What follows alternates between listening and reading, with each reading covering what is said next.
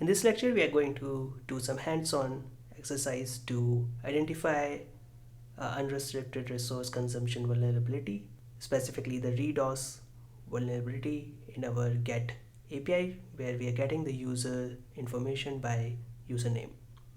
So let's go to our application. So I'm back to my VS Code, to our application. So we're going to take example of our users route, the GET route, where we're passing the username in path parameter and then fetching the user information.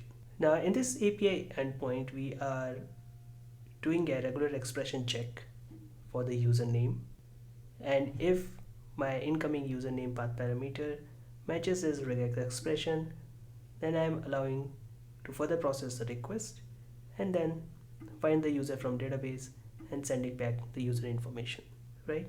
But if we look closely to this regex pattern, this regex pattern is susceptible to exponential matching time in certain scenarios. Now, regular expressions can have multiple ways to match a given pattern, and they use backtracking to explore all possible combinations until a match is found. However, certain patterns can lead to inefficient or exponential backtracking, especially when the pattern contains repetitive elements or optional matching. Now in this regular expression that we have here, there is a grouping, right? You can see the parenthesis here with a repetition quantifier, the plus sign. This means that it catches one or more occurrences of alphanumeric characters, and the plus quantifier can lead to excessive backtracking because it has to explore multiple possibilities for matching the pattern. So we are not going to do a deep dive into regular expression, but just to understand what's happening here, the patterns like these, which has a risk of exponential backtracking, are not the best practices. Can cause very high response time for your API for certain patterns. Now, what we can do here is we can change this pattern, the regex conditions that we are matching here, to match only the word characters.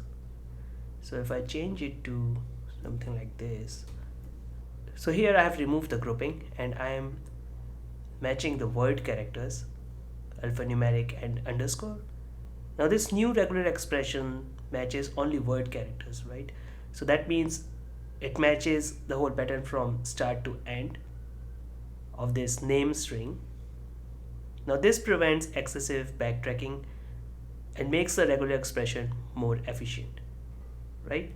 Now to test it out and see it live in action, I've written a redos.js k6 load test script. It's a very small script, very basic, so you can use k6. Now here I've imported k6 module http, which we are going to use to make the GET call to our localhost API endpoint for API users and then name as path parameter. Now instead of the name, now let me go back here and revert back to the original regex pattern. I'm going to my bash shell here. So now here I'm just making a simple http get call to my endpoint, and I'm passing this string which has a repeating character, a lot of them, as name. Now this will be matched by this regex expression, and I'm just making this get call and logging the response and body, right? So let's see what happens. So this script will just make one call to my API. So let's see what happens if I run it. So I'll go in my scripts folder and then type k6 run and then the redos.js file. Let's see what happens.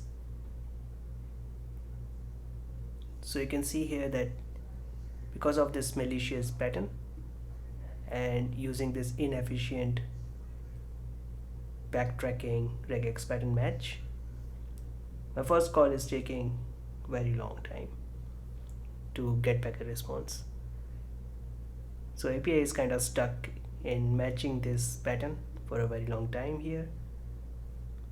So you can see that it took about 21, almost 22 seconds to get back this simple response, right?